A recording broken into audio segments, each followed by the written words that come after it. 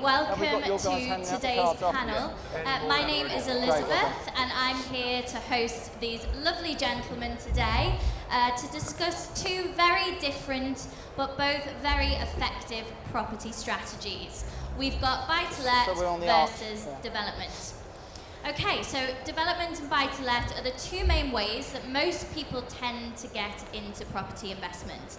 And the aim of the panel today is to explore the pros and the cons and the characteristics and challenges of each strategy to decide if any they're right for you guys today and your investment journeys. Our panel is made up of very extremely sorry, my mind just went very blank. Very experienced developers and investors, and I know their different experiences today are going to make for a very, very lively debate. So without further ado, I'll introduce you today to our panel. Richard, please would you just tell us a little bit about yourself and introduce yourself today? Hello, I'm Richard Bush. I'm the founder of Crowdlords, which is a property investment platform. And we enable people to invest in either buy-to-let or developments using the power of crowdfunding. Lovely, thank you very much, Richard. And next we have Paul. Cool. Paul, use this for now. Hello, I'm Paul Mahoney. I'm the founder and managing director of Nova Financial Group, and we're a property investment advisory company, as well as an investor myself and do a bit of development stuff too. Thank you very much, Paul. And now we have John Howard. Hi, all good? Yeah, I'm John Howard. I've been a property developer and investor for 40 years, bought and sold over 4,000 properties, and that's it really. Great, thank you, John. That was short and sweet. Yep. And now me. And next we have Mr. Tony Gimple. Hello, good evening and welcome. I won't take my jacket off and say hello, my name's Tony. Hang on, let me just use this. Seems we've got a bit of a problem with the mics. Sure. Hi, my name's Tony Gimple. I'm the founder, co-owner and managing director of Brand Entrepreneur. And my role in this is when they can't think of anything else to speak, I'll say I'll do the stand-up routine. But meanwhile, I've been in the property game for a very long while. And my sole role is actually to, if you like, bring people together to make sure they're doing the right thing at the right time for the right reasons, by asking them the one big awkward question, which is why? Not the how, the what, the when, but why are you doing it in the first place? So that's me. Thank you very much, Tony. And today we also have Mr. Ranjan Bhattacharya with us. Now we did have Nicholas Woolwork on the panel originally, but unfortunately he's got to have an operation in a couple of days. He's a little bit ill. So Ranjan has very kindly stepped in today to take over. So Ranjan. So I'm the sort of second choice on the panel, really. So what experience do I have? Well, I've been doing it for 30 years. My bag has been to develop properties, which I mainly let out. So it's development for long-term hold and to keep for rental yield. So that's what I'll be bringing to the party today. And some of you may know that I have a YouTube channel, Succeed in Property, where I share with you guys my learnings along the way. Lovely, thank you very much. So can we just check quickly, are we going to be able to use any of the mics? We are? Working now? Okay, Yeah. Can we just do a quick mic check with everybody? Is my work working? Yep, you're on. John? Yes, thank you. Hello? Tony? And is my one working? Yep. Ranjan? Subscribe and hit the bell icon for new videos each and every week. Unbelievable, Richard. unbelievable. Hello? No, I think Any Richard's off. opportunity. Have we got Richard? Is mine working? Is it working? No. Well, Is it? it's not coming it is out. now. It is, yeah. It is now. Wonderful, thank you. Okay. Sorry about that. Let's get back to the important things. So, definitions of today's panel. There are many different types of development and a number of different strategies that involve renting out property. So for the purpose of this panel today, we're defining development as buying property and adding value through construction work and selling that off at a higher price. So that includes refurbs, conversions and new builds. And buy-to-let, we're defining as buying property to rent out to generate a profit, either as a buy-to-let, a short-term rental, a holiday let, Airbnb, those types of things.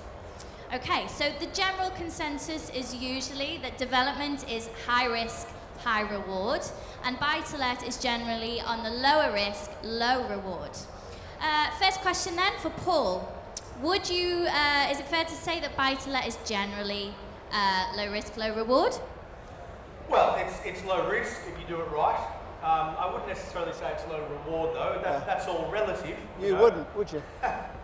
So it depends how you're doing it as well. You know, leverage buy-to-let, you can get a fantastic return on your cash of, you know, in the vicinity of 20 to 30% per annum on the cash you invest by investing in an average UK property. In my view, as a passive investment, that's not a low return. It's quite a good return when you're not doing an awful lot for it. Cash bought property is a bit boring. The returns aren't great. You're looking at high single-digit, low double-digit returns, but yeah, certainly lower risk than development. Okay, great. Okay. Hello? Okay. And so, Richard, then, to answer the other side of the debate, would you say that development was considerably higher risk, high reward? I think the key words there are considerably and higher and lower. I mean, low and high are very subjective words, and so everybody will have a different view of what is low risk and what is high risk. I think everyone would appreciate that development is going to be higher risk than buy-to-let. The question is whether the risk is low enough to justify the increase in returns. And when we started as a platform, we started off offering buy-to-let investments to investors, and we couldn't deliver the returns that people needed to commit to those investments through buy-to-let, but we can do it quite easily through development. As long as we're clear about the risk, and the risks are greater, there's no question that the risks are greater. The question is whether they're too great given the amount of additional reward that you can get from developments. Okay, thank you very much, Richard. So if we then look at the similarities and the differences of both strategies, John, at a high level, yes. would you say that they're any different? Can you hear it? All good or not? No? I'll take the mic. I've got the mic, okay. Well, first of all, buy-to-let's boring, isn't it? Let's be honest. Really, really boring. I mean, you buy a property, you buy another one in 5 years' time, you know, it's a bit of a snore really, there's not a lot going on in the meantime. What are you meant to do in the meantime? Come on. We're all better than that here. We all can develop properties, and of course the government want us to develop properties because we need more housing. So all very well being selfish and just thinking about yourself, but in life sometimes you need to think about everyone else as well. And by developing property, it's a win-win. You're making capital gain, and you're helping the country with their housing needs. So for me, if you want to make capital gain, then it's all about development. If you want to get to the top of the tree quicker, or halfway up the tree, wherever you want to go, and you need to decide where you want to go before you start. And if you want to do that, then developing gives you capital gain. Buy-to-let gives you a lot of security, very long-term, it's a long-term game. Paul's very clever at it, and it's a shorter game with him, but you're not all Paul Mahoney. Wouldn't we all like to be Paul Mahoney, by the way, but we're not. So that's how I would see it. Thank you very much, John. Okay, so Ranjan then, question for you. Do you think anybody can get into property development without any prior experience? Yes. I mean, can Good I just answer. come back on the last one? Yeah, of course, And then please do. Before we'll get that one. You know, John mentioned it's a win-win. I think you can have a win-win-win. Now, what I mean by that is the thing with buy-to-let is this. You need cash to do buy-to-let because you have to tie up a lot of real money in every buy-to-let deal you do because you have to put down a deposit. And no matter how much money you've got, you're going to run out sooner or later because when your deposit fund runs out. But the secret is to do development first. So you buy undervalued sites, you add tremendous value to them, and then you exit finance by basically selling it to yourself as a buy-to-let investment. And your uplift that you get basically is transferred into the equity that the buy-to-let lender requires for you to own the property as a buy-to-let basis. Then you have the best of both worlds, of all worlds, developing properties, generating that uplift, and the long-term security of capital appreciation from income and income-producing assets. I So Great, thank you. win-win-win. Does anyone have anything to add to that? Is one mic working or not? I think that's all well and good to say that everyone can develop property, but I don't agree. And the reason I don't agree is some people have no time and very limited resources. Yep. That's true. And for those people, they can't develop property because you need time and you need resources and you need to be able to wear the potential risk of losing that money. You know, if somebody's got one little small pot of money and they're unlikely to come into any more and they don't have much time and they're not an entrepreneur, because we can't all be entrepreneurs. If we were all entrepreneurs, no one would work for us because we'd all be entrepreneurs. Yep. You know, so some people aren't suited to being entrepreneurs. That's just not their personality. So I think for the average person, I go so far as to say for the majority of people, they shouldn't be developers and they shouldn't be entrepreneurs. There's nothing wrong with that. There are certain types of investments and levels of risk for certain type of people. I know Tony's got something to say on this, so very briefly, Tony, because you need to get your bit in the know. But one thing I would say is, the one good thing about Ranjan, I hate saying anything good about Ranjan really, but the one good thing about what Ranjan has said is that actually you don't really pay a lot of tax, and Tony will go into that if you're going to refinance. I mean, the government surely at some point they're going to cotton on to that if you refinance, you get your cash out, you don't pay any tax on it. Crazy, but Tony will come into that. But what I would say, you're still diminishing what you can do, Ranjan, by keeping it, because if you don't keep it, you will have more cash to go on to the next deal. And if you want to start off at 200,000, 400 grand, 500, a million, 2 million, 5 million, 10 million deals, or whatever you want to do, you're going to struggle to do that if you keep the majority of your stock, even if you've developed it. Thank you, John. Right. Is it about tax? Is it about risk? Is it about profit? It comes down to how you're hardwired. Where are you in this? Yeah, are you a natural builder? Do you want to add value? You know, have you stuck an extension on your own house? Has that created value? Or are you somebody who actually doesn't really want to get dirt under their fingernails, can't manage a team, doesn't want to manage a team, and doesn't want to take the risk, potentially, of that development not selling at the end of the day? You know, you've really got to be evil, mean, wicked and nasty to be able to run a team to get them on track. Sorry, did my finger point in your direction? No. That's meant to show you haven't got a conscience, actually, and on second thoughts. No, yeah. But you've got to be able to manage a team. It's not the easiest thing in the world to tell the plumber, the builder, the engineer that they've got it bloody They're sacked. wrong. Is that what you're talking about? Basically, Yeah. you've got to sack them. Whereas being the landlord, you know, can be easier, Yeah. but as I'm fond of saying, tenants and toilets are hard work. If anyone thinks it's easy being a landlord or easier being a developer, they're just as difficult as each other. But understand why you're doing either, or preferably do both and get the right team around you. Before we go on to the next question, don't forget on the 6th of November at Cobham, which you'll be able to sign up for today. The guys will be out the back. You'll be able to come along for the full version of this, looking at the complete day of whether or not you should be in development or rental or both. And Ranjan, for his sins and ours, is going to be our guest speaker of that day. I think that's right. I think that's a really good point. You don't have to choose. No. Yeah. You can do both, and in fact, it's probably sensible to do both.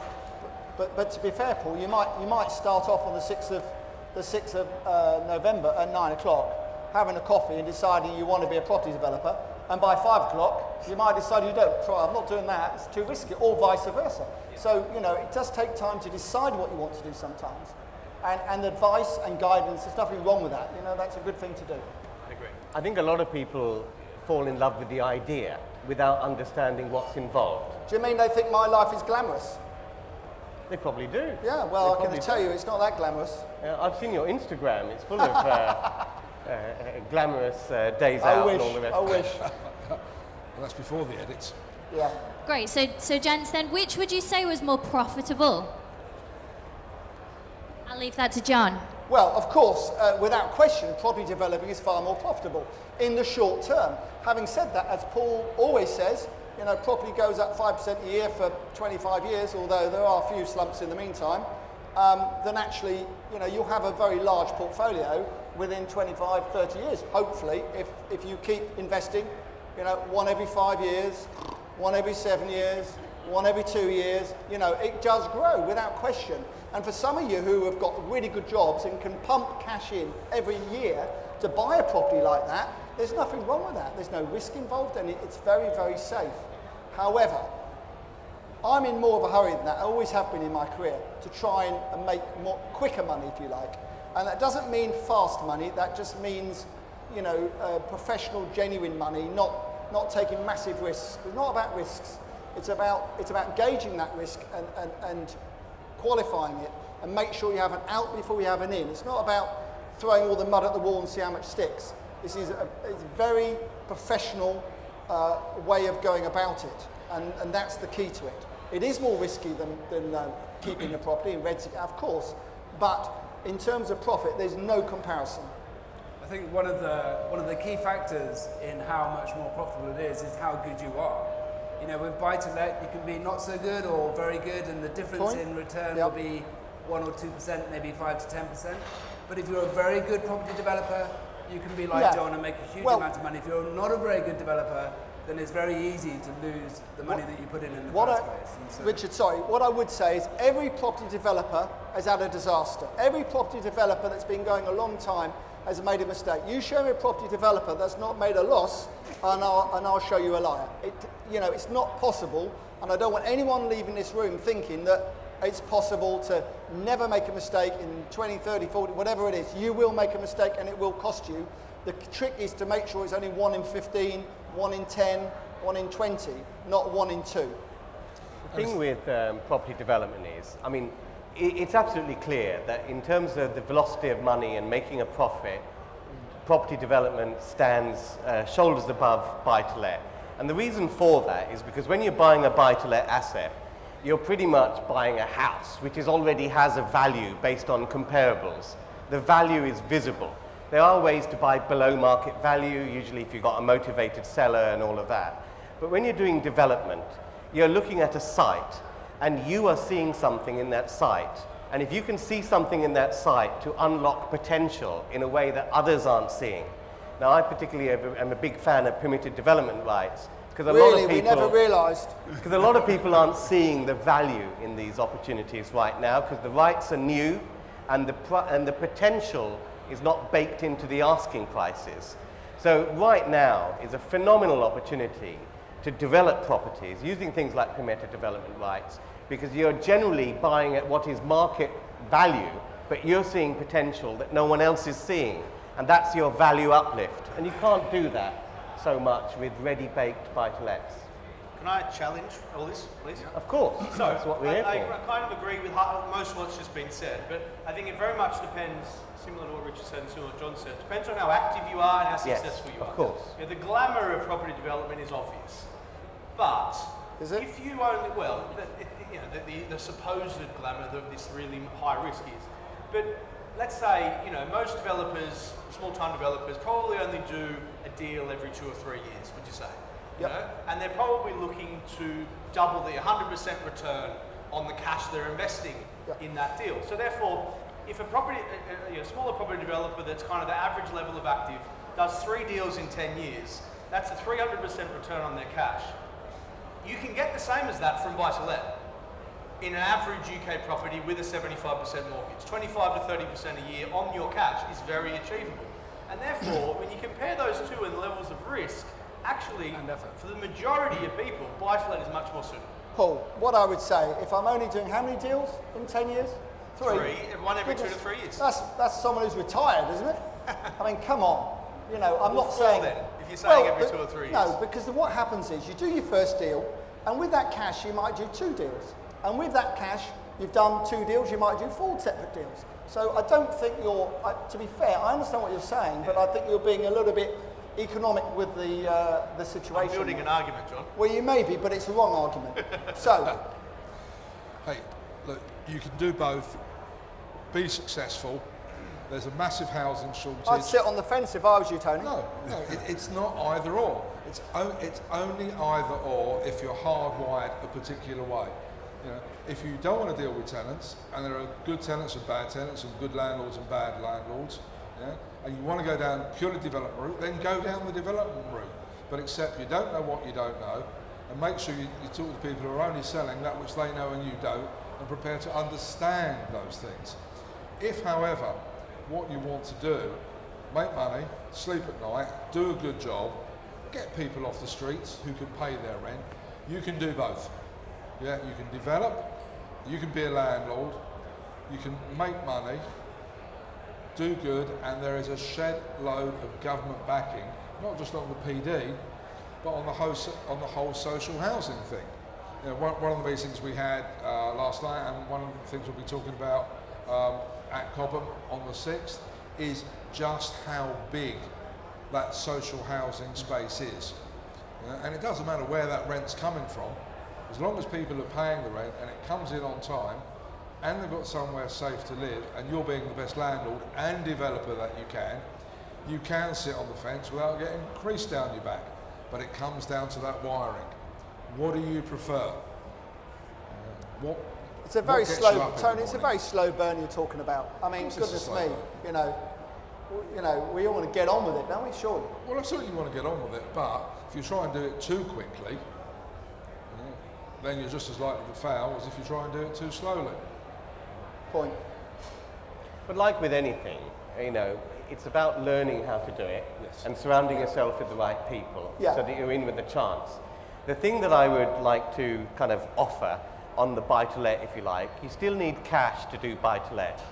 One of the things with property development, PD or anything like that, if you have the skill to find the site and then you just can secure that site with some kind of option and just put in place the, and get some support in putting the planning application or the permitted development application together. As soon as you've got that permitted development or planning application granted, you've added significant value to that property. And then with the right help and support, you can complete on the purchase, you can get development funding, and you can sort of go ahead. So development is something that if you get the right education, you can actually get involved if you surround yourself with the right team without too much money. But you do have to be wired up for it, and it has to float your boat. But Ranjan, you can do better than that, because if the deal, my first backer was Mr. Boyce. I had to call him Mr. Boyce. When I was 24 years old, and he always said to me, John, if the deal is good enough, I'll find the money for us from somewhere. And what I would say is, you know, I've got a joint venture fund, we fund projects 100%, and Richard does a similar thing with Crowdlord. And if the end of the day, if you bring a great deal to half the people in the audience who have got money, they will do it with you. So it's all about the deal, and it doesn't have to be PD. It doesn't have to be whatever. If the deal is good enough, there's enough margin in it, someone will back you. And that's the thing to remember. And that way you can do it basically with no money. They might ask for some hurt money, they might want a personal guarantee, but you can do it. But you still need guidance and experience in which to do it with, and to have support and help. I'm not saying, like some of these educators, be a millionaire in a year. That doesn't happen. But you can do it on a joint venture basis if you have the right deal. John, by the way, John, we proved that an hour ago, because if you guys were here for the Property Elevator Live, there was one guy that pitched a development deal, and all of us on the stage, all of the angels offered that guy funding. He went and turned us all down. And he turned us all down. But John, so if we take everyone in this room, what proportion do you think have the skills and competence and personality to be a successful? Well, to me, they've all looked like they've got great personality, great charisma, and I think everyone in this room just about, if they wanted to, could do it with some, if they experience, they can do it anyway, don't need our help. If they haven't got experience, people like myself and you, Richard, and others are here, Ranjan, are here to help them, and Paul and so on. So, and they will look after the financials. So, you know, you can all do it if you want to. It's whether you want to do it is another matter. And when you want to, whether you can sleep at night, my business partner, bless his heart, I've just retired after 33 years. He said he's had enough of me. He was scared to cross the road, accountant, scared to cross the road. But the combination of me and him worked, because I was ballsy and went out there and did the deal. He'd said, pull me back a little bit in the early days, so don't do quite so much as that. So it is a combination sometimes, you know. It's like a football manager and an assistant manager. If you're both the same, it doesn't really work. One of you needs to be cautious, the other needs to be ballsy, or some combination of that. think that's a good sort of intermission to talk about property summits and why we put this together. We put this panel together about 2 years ago because we believed that there needed to be, I suppose, a higher standard of education and without the upsells, without all the dodgy stuff that goes on in this industry. Unfortunately, there are some cowboys out there. We all get along quite well because we trust each other and we respect Most each of the other. time, most of the time. Well, we argue sometimes and we like a bit of banter, but aside from that, we all add quite a lot from different angles. So that's why we put together property summits. We've run various events in the past. This upcoming event in 2 weeks is focused on property development. So obviously this debate is about buy-to-let versus property development. Those in the crowd must be somewhat interested in finding out if property development is for you, or perhaps you're already interested in it and you want to know if you're doing all the right things. If that's the case, then the event in 2 weeks on the 6th of November at the Hilton in Cobham, it's only about an hour from here, is the day for you. That's what it will be about. It will be on all aspects of property development. It will help you decide if it's for you or not, or if it's already for you, it will without a doubt teach you something on what you can be doing better. We've also decided to do a special discount for those attended today. So the tickets were originally £300. We do a nice lunch, and obviously the venue. I was going to say that I'm going to buy you lunch that day, but you've blown it. So buy everyone else lunch as well. We're going to discount the tickets from £300 to £200. So you can purchase your ticket today to come along to that event for £100 less than what it costs online. So if you're interested in that, please come up to us after the talk. I know that sounds like a bit of an upsell in itself, but there will be no upsells on that day. There will be nothing for you to buy. It's solely educational and to give you as much value as we can. So please do inquire about that if you're interested in attending. Paul, should we just tell them a couple of sentences about what we're all talking about on the day, what they'll learn? Shall I start? You start. Well, I'm the guest speaker on the day. I'll be telling you about permitted development and specifically what I'll share with you is 10 playbook strategies that work now, that only work after August the 1st. So they're brand new strategies for permitted development, and when you take these 10 playbook strategies, you'll be able to go out there in the marketplace and find property opportunities to fit. Now, not many people know about this stuff. The new PD rules only came in 1st of August, so these are 10 property strategies that only work from August the 1st. That's what I'll share with you guys on the 6th of November. My spot on the day is going to be about the importance of the right financial management, understanding the numbers. Now that's strange from somebody who suffers from dyscalculia, very good at doing cryptic crosswords, but actually getting underneath the numbers and making sure you know where to start, where to finish, and doing the what-ifs is the bit that you'll be getting from me towards the end of the day. I'm going to make you deal fit.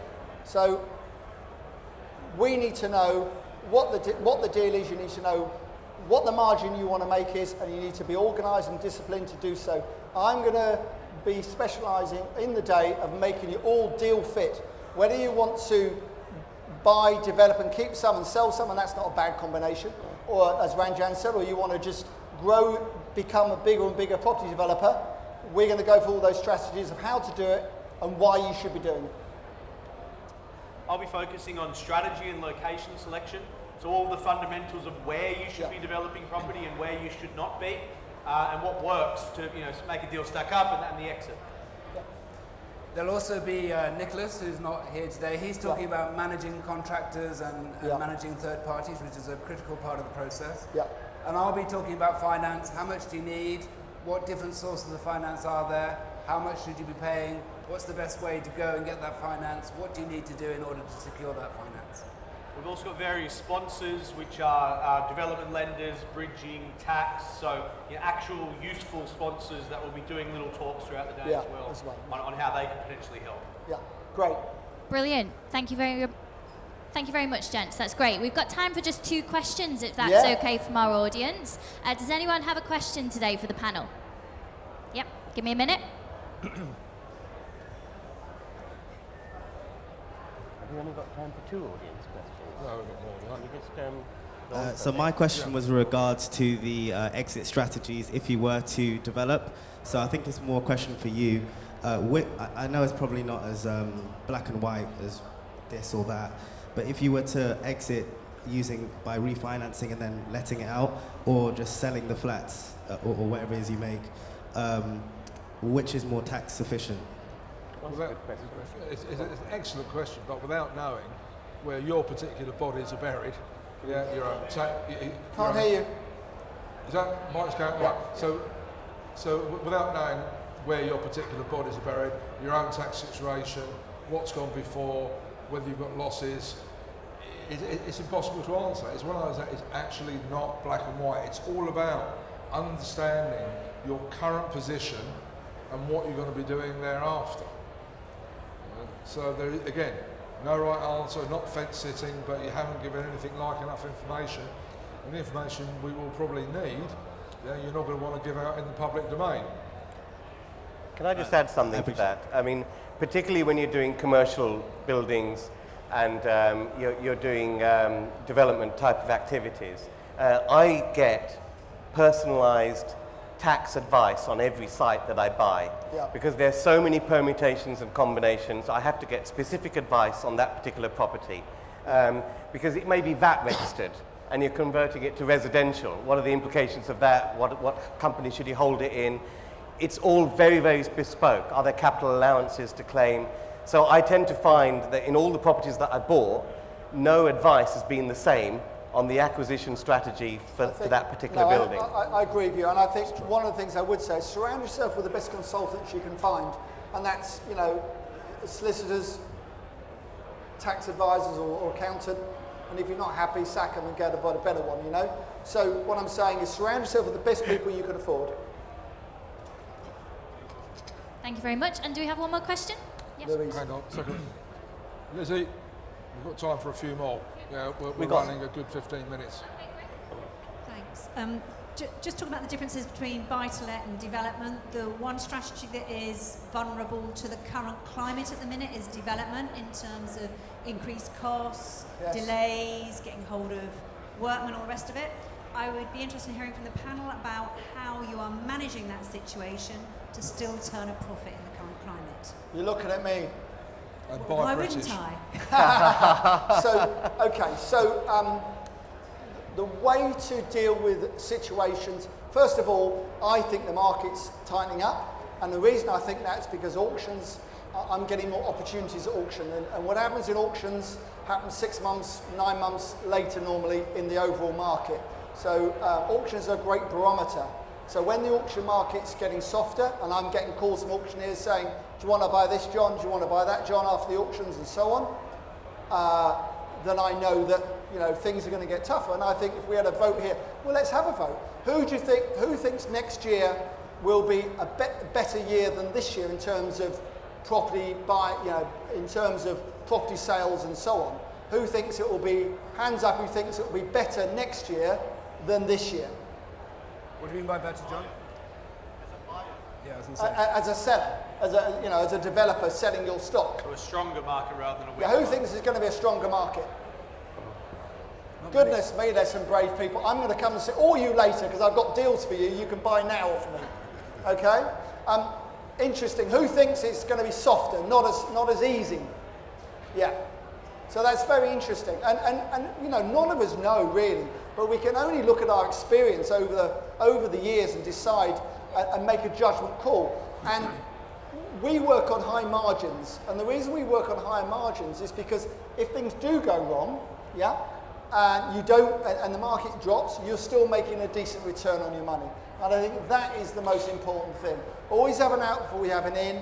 Always know what you're going to do if your first strategy doesn't work. And I think that's good advice.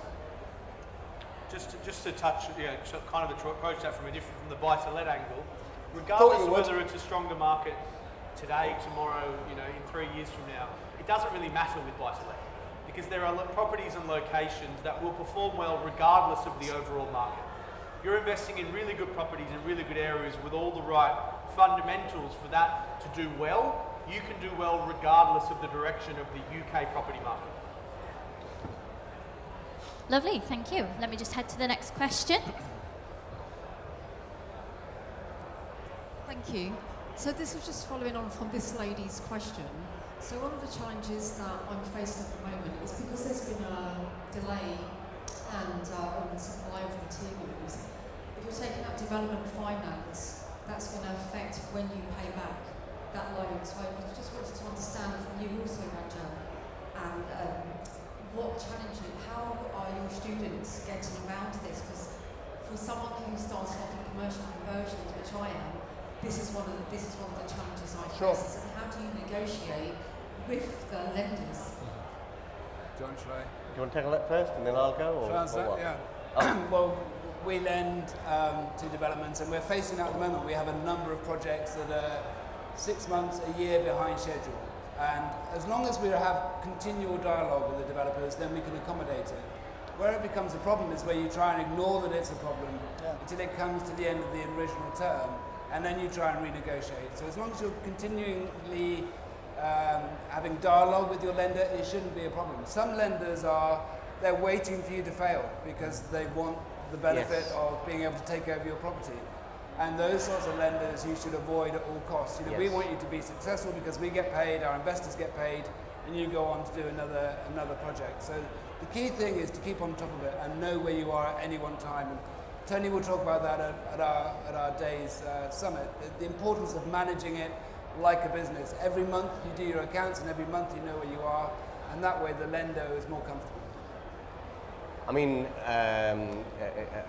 John's going to roll his eyes at my answer, but my way of mitigating this right now is to shorten the development cycle.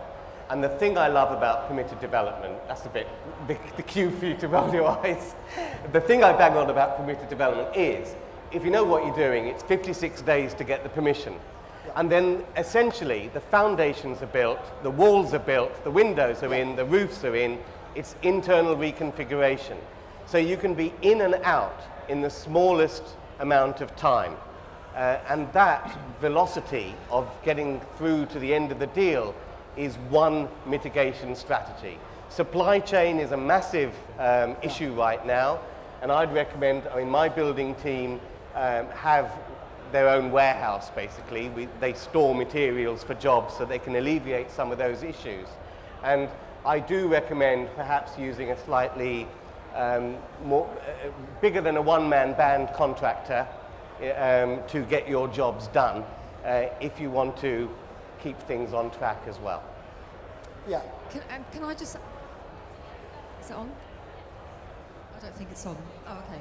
Because one of the challenges I had this year when I was speaking directly to a lender... Could you speak really close to the mic? Okay. That's it. Yeah. So one of the challenges I had this year when I was speaking directly to a lender, I was about to take out a bridging loan and they wouldn't actually give me the details of the contract, and they expected me to pay an upfront fee without seeing the actual terms and conditions. Obviously I refused. I would put that to our friend over there. I think that's very unusual. Yeah, I mean, don't. No, I didn't. Whatever you do, I mean, that's bad behaviour. You'd never sign a contract or commit to anything if you don't know what the terms and conditions are. You know, that's appalling. I'd like to know who that was, because it's... I can tell you after. Yeah. If I can just point, and Ranjan's absolutely right, of course. If you work on the big enough margins in the first place, you may not make as much as you thought you were going to make, but you'll still get out of jail and you'll still move on to the next project. And of course, we all want a bit of blood on the street, because a bit of blood on the street means that other people, sadly, have made a mistake, and we can make advantage of that and take advantage of that. And anyone who thinks that's a bit hard and a bit ruthless, guess what? This is property developing. This is a ruthless business. It's not after you, it's I'm in first and I'll get the deal done. So you have to realise it is a hard-nosed business, and that's very important, but keep your margins high, so if it goes wrong, you're still going to make some money. And people say it's hard to find those deals. It is hard to find those deals. I've struggled this year to find enough deals to do. But I'm patient and I'll wait for the right ones, and that's really important. It's not the amount of deals you do, it's the quality of those deals. And if I can just add something, what you said was very alarming about your bridging lender. Yes. And as Richard Rush said at the end, you know, there are lots of bridging lenders out there whose business models are built around you failing. And you need to take recommendations and on which bridging lenders and finance people to work with. Otherwise, it ends up in auction, and guess who looks to buy it in an auction? So just to recap, guys, on the event that we have in 2 weeks, this is a bit of a taster of what we'll be covering. This is half an hour. The event in 2 weeks is a full day. Yeah. So we've discounted the ticket. It's 200 quid, but to get that, you need to buy a ticket today, and you can do that by coming up to the stage after the day finishes after this. So there's no rush to get anywhere else. This is the last talk on this stage. So we'll have an FPOS machine up here. You can buy a discounted ticket for 200 quid, or you can take a pamphlet and buy a more expensive one for 300 quid. Still 5 minutes. Lovely, thank you very much. Okay, we've got time for just one more question.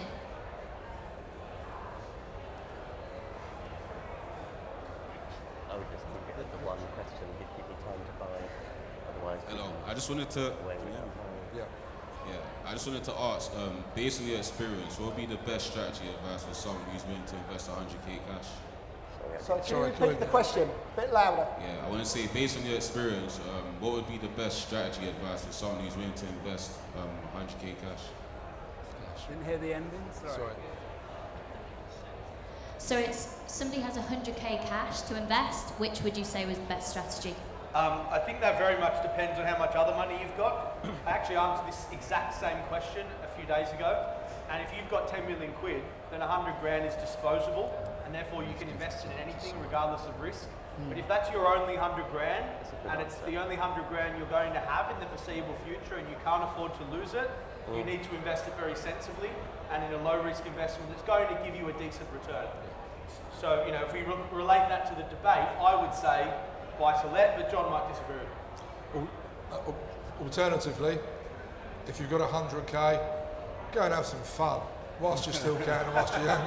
That's experience for you, isn't it? That's experience for you. Yeah. I wouldn't say that, because if you've got 100,000, I would always keep some back.